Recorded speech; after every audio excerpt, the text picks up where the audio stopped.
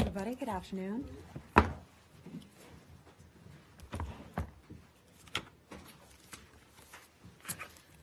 Okay, just a couple remarks to start before we take your questions. First, I'd like to say that our thoughts and prayers are with the many, many Americans who've been affected by Hurricane and Storm Florence in the South. We're keeping a close eye, and our thoughts and prayers are with them.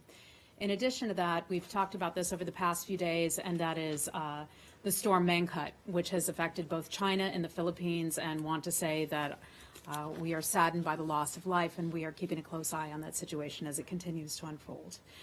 Back here at home, we're getting ready for the 73rd session of the UN General Assembly. It opened today, and as you all know, next week is high-level week, and we look forward to being a part of that here at the State Department. In terms of the schedule, I can tell you the Secretary intends to arrive in New York on Sunday, the 23rd. He will, of course, join the President in many of the President's meetings. Secretary Pompeo will also have a series of bilateral and multilateral meetings, and that schedule is still being put together at this hour, so we'll get you more information on that as we have it. One event I'd like to announce today, though, is that Secretary Pompeo intends to chair a UN Security Council ministerial on North Korea on Thursday, September the 27th. That meeting will give the Secretary a chance to update the Security Council on our efforts toward the final, fully verified denuclearization of North Korea, as well as underscore the need for all member states to enforce existing sanctions. U.S. UN and Ambassador Haley's team will share more information with you on the schedule soon. I would anticipate that in the next day or so before the end of the week.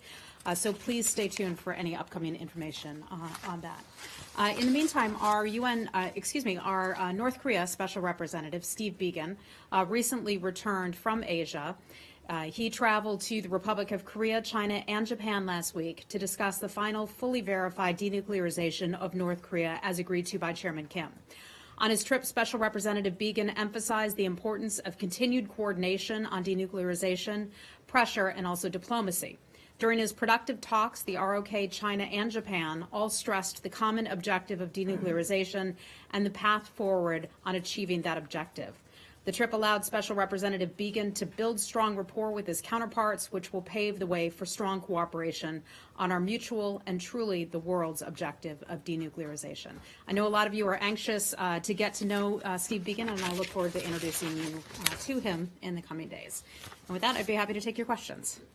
Thanks, Can I ask you a logistical question? So, does that, when you said that U.S. UN and Ambassador Haley would be sharing additional information about the schedule, does that mean that you're not you're not planning a logistical briefing here or a trip? We may have something. It may also be in conjunction with U.S. UN. So we'll let you know. Okay, but you expect that soon because people have to make. I know. Well, we look forward to seeing you on Sunday, and we'll have a very I'll busy be there week. So after the football plan game. On being there for about a week or so. Okay, All right, go right ahead. on a substance now, I wanted to ask you a couple things, though I'll be brief, about yesterday's announcement on the refugee admission ceiling. Okay. Shortly after the announcement was made, you put out a statement for Constitution Day, which had the line, America was built by, I'm quoting, America was built by immigrants who left everything behind to start a new life on our shores because they saw something special in our country. I'm wondering if you don't see that as being in any way hypocritical, considering the fact that you have, over the course of, since the life of this administration, reduced the refugee ceiling intake by 72% and taken actions to reduce legal immigration as well as the protected statuses for people from various at-risk I think if you ask anyone who comes to the United States through all of the proper channels, and you hear so many stories about families who have waited many, many years to get through the paperwork and get through the process, those are the people who would aspire to come to America. And acknowledging our Constitution Day, also known as a Citizenship Day, is a way to recognize those people and also recognize the Constitution and recognize the many years that people have gone through in attempting to come to America. Now, when you talk about refugees, that's a very different situation. Those are people who, by and large, do not want to come to the United States. Those are people who, for whatever reason, in their home countries are not able to be there. You look at Syria, for example, and people who are forced into refugee camps because of the disasters and conflicts taking place there. Those are people who, by and large, are not choosing or desiring to come to the United States. Well, I think that's a vast generalization. I think if you were to ask any of them, they would prefer to be able to go home, and this is what any of our refugee experts will tell you. Well, they would prefer to go home as soon as it is safe to do so, rather than being transported to, no offense, to Buffalo. That, well, offense Nothing taken. against Buffalo. Offense taken, because we do have a lot of refugees in Buffalo. But I mean, I don't think that you have actually spoken to every single person who's in the refugee camp, and I don't even think the UN has gotten around to doing that. So I'm not sure how you can make that generalization. Actually, But Matt, there are many people who interview refugees in the camps there, and that's what they come back with and consistently tell us. I understand the that, number of refugees. Let me give you this fact: the number of refugees from around the world who are resettled in third countries, that number is less than 1%. Now, I'm not talking about just coming into the United States. I'm talking about going into all countries around the world. So let's keep that in perspective. When we talk about refugees, we're talking about a number of less than 1%. Have you seen any statement in support of the new number, the new ceiling from any group that has had worked with refugees or refugee admissions? I don't recall having seen any of statements, although I've seen a lot of your news reports. And I do want to point out one thing. There were a lot of headlines that, whether intentionally or unintentionally, mischaracterized this as a new ceiling. This is simply a proposal that was put forward to Congress on the part of the administration. It was an administration proposal that Secretary Pompeo announced yesterday. We will have, the administration will have consultations with Congress. After those consultations with Congress, the president will then be able to make his determination. Well, so the number that was announced yesterday may not be the final number. I just want to make that clear. Well, that was actually going to be my next question, because although you say it's a proposal, so Secretary Pompeo repeatedly referred to it as the new ceiling.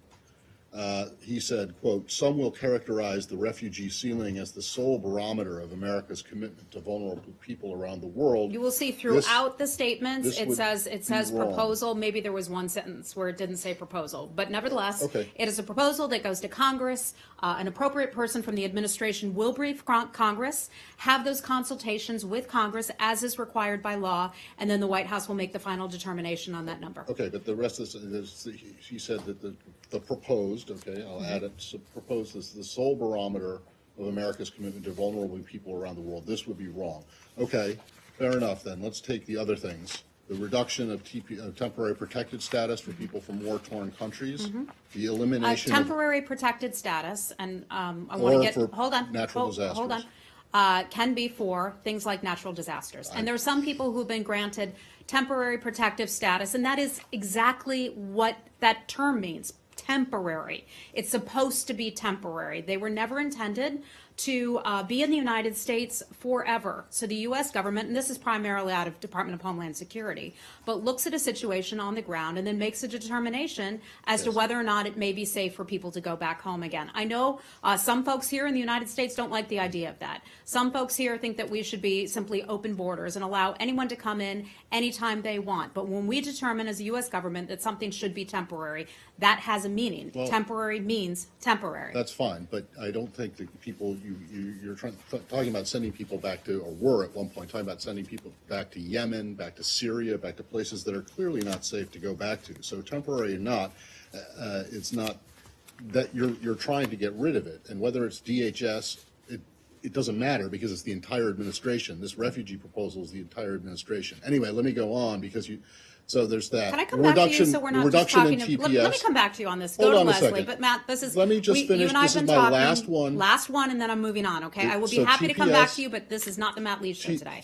I don't want it to be. Okay. TPS and the elimination of all funding for Palestinians. You would agree that Palestinians are vulnerable too, right? So if you take all those into account, how do you characterize what is the barometer of America? How committed is America to vulnerable people around the world? America is the most generous nation in the entire world. All of you and anybody out there watching should be confident in that. Our pockets are not unlimited. We do not have the ability to give every amount of money that some may view that the United States government should give. One of the things that this government has asked other countries to do is step up and do more. The burden should not rest on our shoulders alone through those many types of programs that you discuss. We now see other countries stepping up to the plate and providing more money, not only in their region, but in other regions. And we think that is important. We think that is necessary. And we're not ashamed of that, to expect that the United States will not be the sole person paying the tab for other people. We continue to be the most generous nation on this planet. We are proud of that. In terms of humanitarian assistance, the U.S. government alone provided $8 billion last year in humanitarian assistance. That is significant. Much of that money goes into some of these refugee programs, Matt, that you are sort of poo-pooing that we provide overseas. What? Where we are providing Well, clean I'm sorry, water, I didn't poo-poo health anything. care, things of that nature If that I are very poo-pooed important. anything, it was the close explanations that you to guys have put home. forward. That is the way that people prefer to receive that money, close to home, not necessarily by being brought over here to the United States. Let me move on to somebody. I'd be happy to come back to you. Hi, Leslie. Can I just follow up just one Yeah. thing? Is that if you said if this is not the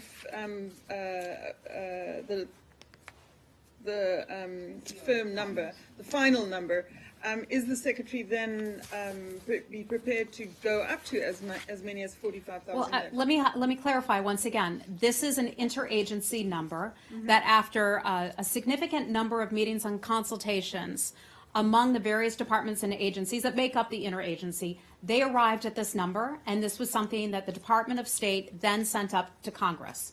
We will have, when I say we, the U.S. government will have consultations with Congress, and then it will go back to the White House. The White House will make the final determination. So there is flexibility then? I can't get ahead of what the president will decide. That is ultimately his choice. But the advice of the administration was sent up to Congress, and that's the number that we proposed yesterday. Oh, and the Secretary proposed that number? No, this was, again, the interagency proposal. The Secretary was the one who just announced that figure. Said, go right ahead. Something that Matt mentioned, cutting off the programs, the people-to-people programs over the weekend. $10 million it was for Israeli and Palestinian kids to come to summer camps in Maine and do, girls soccer and so on. Why was it necessary to cut that out? Why was that such a big Some of these burden on them? programs, and I'll just say broad-based on this. Right. Some of these programs have been under review for some time. Right. Some of these programs came from a pot of money that was set to expire on September 30th. So, as you know, we've talked about this a lot, Saeed. This is no surprise to you that these programs were under review for quite some time. Okay. All right, let me just move on. I wanted to ask you about the U.S. consulate in East Jerusalem. In the past, it operated independently. Does it still have that distinction? Is it still operating independently? When people, let's say the delegation comes to UNGA next week, do they get their visa as they have done in the past? Has there been any changes? I'm not aware of any changes that have been made with regard to the visa process for that. Okay, I'd have to look into that and get back to you. But I can tell you that our Consulate General in Jerusalem continues to operate as an independent mission. That is something that has not changed. There has been no change to that mission status. And lastly, does the Consulate General, Ms. Karen Sarahara, does she maintain any kind of dialogue with any Palestinian Authority representatives or anything like that? And I can't detail the specifics about who they engage with on a daily basis, but yes, I can tell you that they are responsible for having conversations and dialogue with the Palestinians. Yes. Can I just add to that? Yeah. Hi, Barbara. Ask again about the Jerusalem hospital network. I think you've addressed this already, but I still didn't understand why that has to be cut as well. The Palestinian Authority doesn't run the hospitals. They're under Israeli jurisdiction. The money isn't that big, so to say that it needs to be appropriated elsewhere doesn't sound very convincing. It makes a big difference where it's at. It provides care that the Palestinians can't get elsewhere. What's the reasoning why everything has to be cut, including something like that, which in previous times was recommended even by those who wanted to cut money to the Palestinians? They always made this caveat, no, but we should keep the Jerusalem hospital network. Understood. I don't have anything additional for you on that issue other than what I provided to you last week. If I can get anything more, I certainly will. Hey, Francesca. What do you expect from the summit going on in Pyongyang between Chairman Kim and President of South Korea? And if the two countries advance towards a declaration of peace or end of war, would you be ready to join them, and on what conditions? Well, I think I don't want to get ahead of their meetings, and certainly they're that definitely speaking about sunroof that, was something yeah. that was interesting to see. We'll have to work on whether or not we can get a sunroof next time we're there, if we do go there next time. In terms of our sort of an analysis of that summit, while it is going on, it is still ongoing. So we will continue to consult very closely, carefully, and regularly with the South Koreans as they continue to have their meetings in North Korea. In terms of what we hope to come out of the summit, we hope to see a meaningful, verifiable steps toward the denuclearization of North Korea. It is the third inter-Korean summit between President Moon and also Chairman Kim.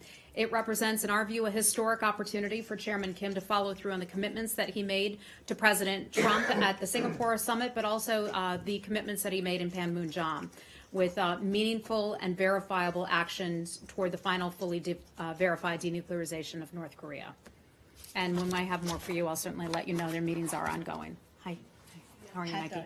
Just follow up. In your assessment, do you see the progress in CVID, the denuclearization in the Korean Peninsula, follow the same speed as the advancement of the inter-Korean relations? And separately, I would like to follow up. Pardon me if you have already addressed that. Do you have more details on the participants of next Thursday's ministerial? I don't have anything for you on next Thursday's ministerial. I will check with our folks to see if we have the breakdown of who exactly will be attending. It's something that's important to Secretary Pompeo.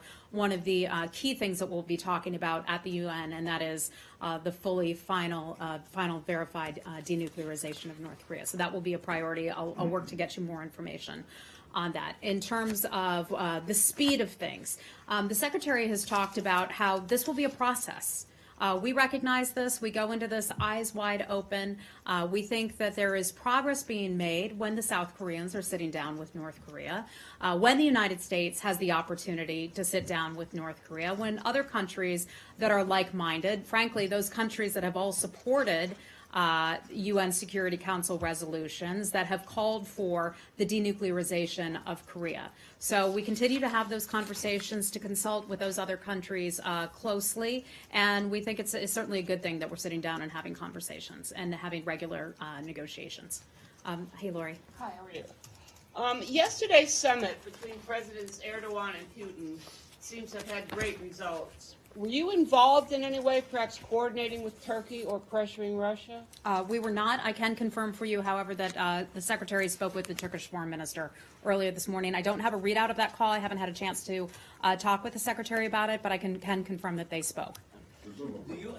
Pardon me? Presumably about this. I don't have a readout for it, so I'm not going to assume that it's about anything at this point without having consulted with the Secretary. And the new Speaker of the Iraqi Parliament has denounced the anti-Iran sanctions and invited his Iranian counterpart to Baghdad. What's your comment? I saw that. You're referring to the new Speaker in Iraq. At some point, we will be speaking with him and look forward to having a conversation with him to congratulate him on his new position. As you know, we have a good working relationship with the government of Iraq and look forward to working with him in the near future. By we, you mean someone besides the ambassador in Baghdad? You mean someone here in Washington? I would imagine that at the appropriate point, somebody at a high level, perhaps it's the Secretary, perhaps it's someone else, would be speaking with him. And final question. The White House has rolled out its national biodefense strategy, but the State Department wasn't mentioned very much in this. Are you involved in it? You know what? I saw a headline pop up on my screen about that. I didn't get to that piece of information for you before coming out here today, but let me see what I have for you, and I'll get back to you on that. Hi, Nick. Can I just follow up on the refugee issue, and then I have a separate question? Sure. So just to clarify, when the Secretary spoke yesterday, his intention at that time, when he spoke, was that number was only a proposal for Congress for the White House to submit to Congress. This was, and again, this is an interagency decision. This is an interagency proposal that went up to Congress. That number that was set, and let me just read a bit of this for you since you asked. The United States anticipates processing up to 310,000 refugees and asylum seekers in fiscal year 2019. We propose resettling up to 30,000 refugees under the new refugee ceiling, as well as processing more than 280,000 asylum seekers. They will join the more than 800,000 asylum seekers who are already in the United States and awaiting adjudication of their claims. That is something that is a proposal, and we'll see what happens from here. Just because it's interesting that, I mean, obviously it's notable that in that statement, there was none of that language that we look forward to working with Congress on settling this figure. And there was a huge backlash from Congress yesterday where they apparently were under the same impression, all of the media were, that this was a final proposal. Yeah, I can't, I can't speak for Congress and Congress's reaction. I can just tell you that we followed the guidelines, we followed the law in presenting the information, the interagency report to Congress. And then we will have, when I say we, I mean the U.S. government, the administration, will have those consultations as required under the law with Congress. And I'm not going to get ahead of some of those conversations that take place. Does that mean that the 280,000 that you will process are not yet here?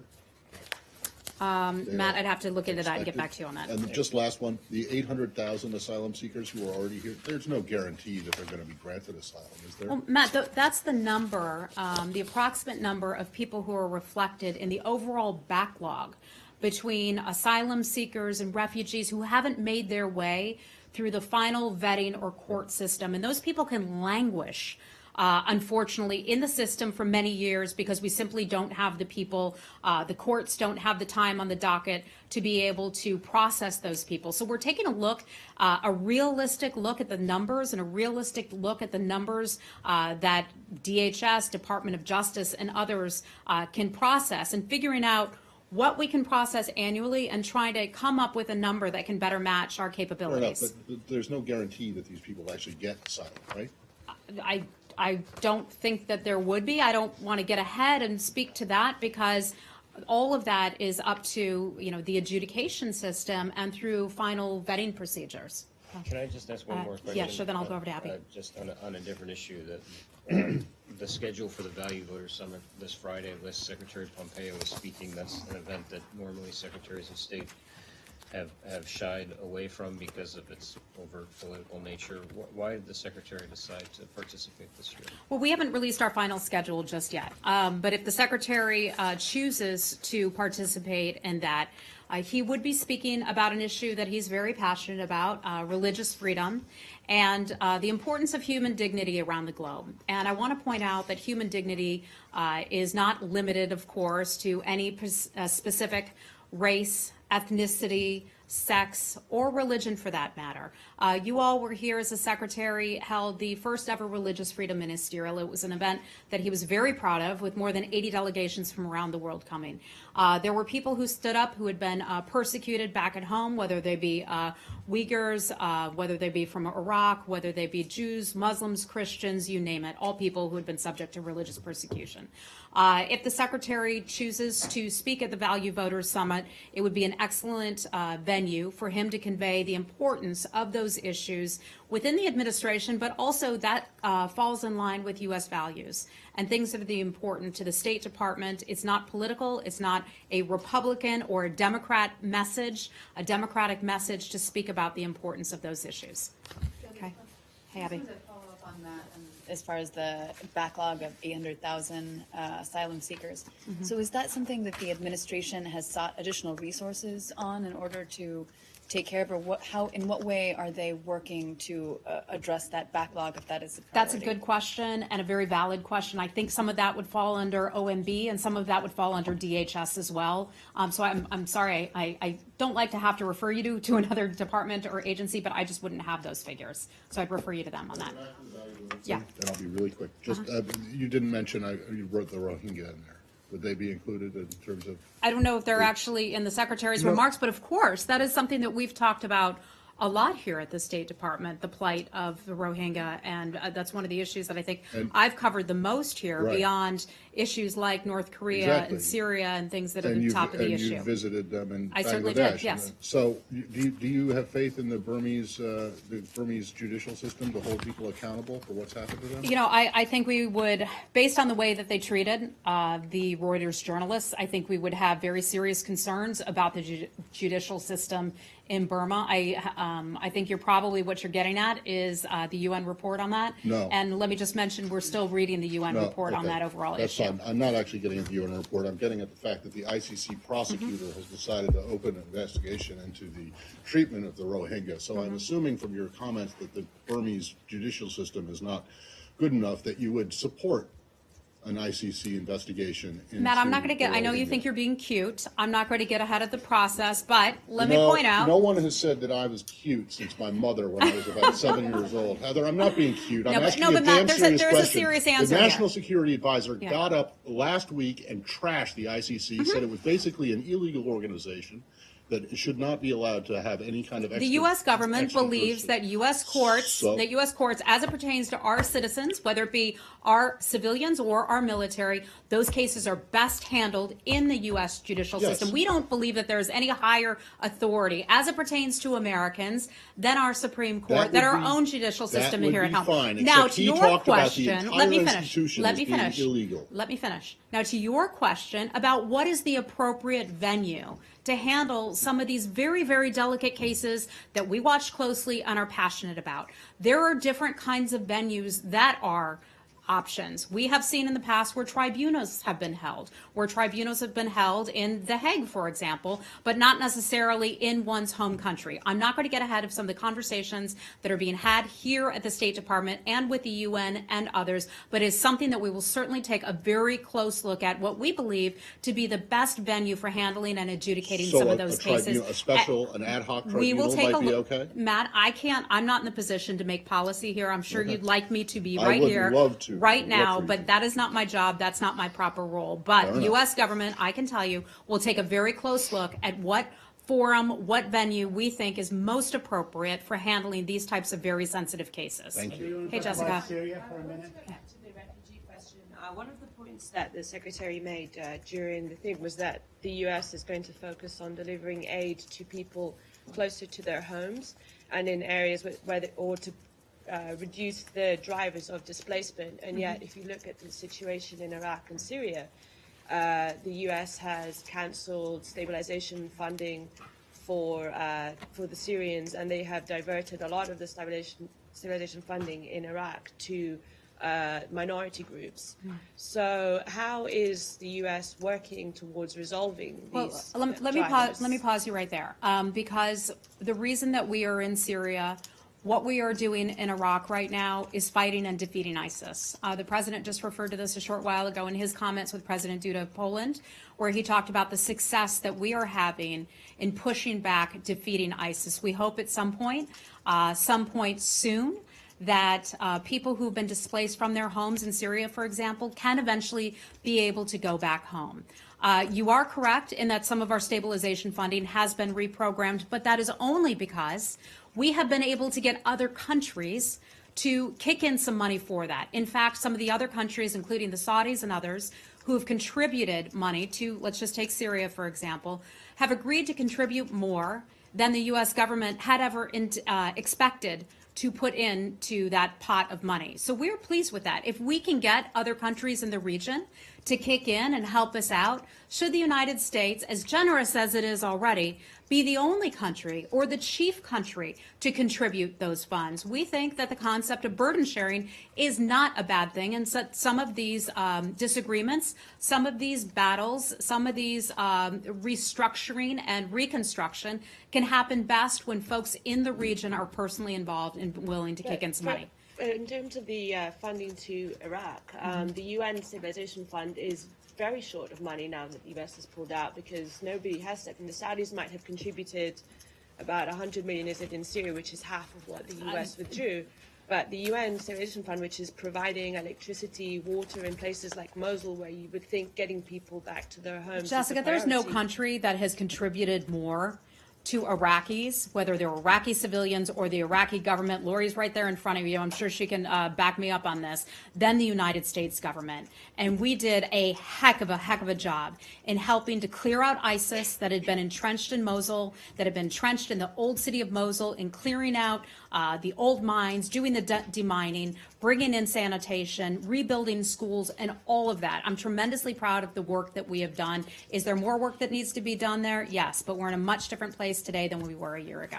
Okay, I've got to wrap it up, guys. Last question. Follow up on the agreement that happened yesterday. I mean, what do you see happening next? That's one. And second, the Russian representative of the UN cast a shadow on the credibility of the Syria envoy, Mr. Stefan de Mistura. I wonder if you have any comment on that. What was the last part? What did you say? The No, I'm saying Russians what? the Russian representative at the UN today, basically dissed the UN envoy, Stefan de Mistura, and he said that he was meddling. So, do you have any comment on that? Well, that's funny. I have not heard those comments, but I will remind people that Russia is one of the countries that committed to the Geneva process. And that commitment was made face-to-face between President Putin and also President Trump. I believe it was in Vietnam less than a year ago. The commitment to the Geneva process, I think one of the things that you will increasingly see from the United States government in the coming weeks and months ahead is a recommitment to the Geneva process. We see that as the only way forward. A military solution is not the solution long-term in Syria. We see it as a political solution, and that falls in line with UN Security Council Resolution 2254, something that the Russians and many other governments have agreed to as well. I know that our Special Envoy, Jim Jeffrey, was just at the UN Security Council today, in which he was speaking there. He had a meeting last week with Stefan de Mistura to talk about how we could advance the Geneva political process, and said, this has to be our focus. There is no alternative to this. By the way, I should mention Turkey and other countries have agreed to the Geneva process as well. Ambassador Jeffrey referred to sticking to the roadmap for a new constitution and also elections, also in line with 2254. And he talked about convening a constitutional committee in keeping with that overall mandate. Okay, I'm afraid I don't have anything for you on that today. Okay, we'll see you soon. Bye, guys. Thank you.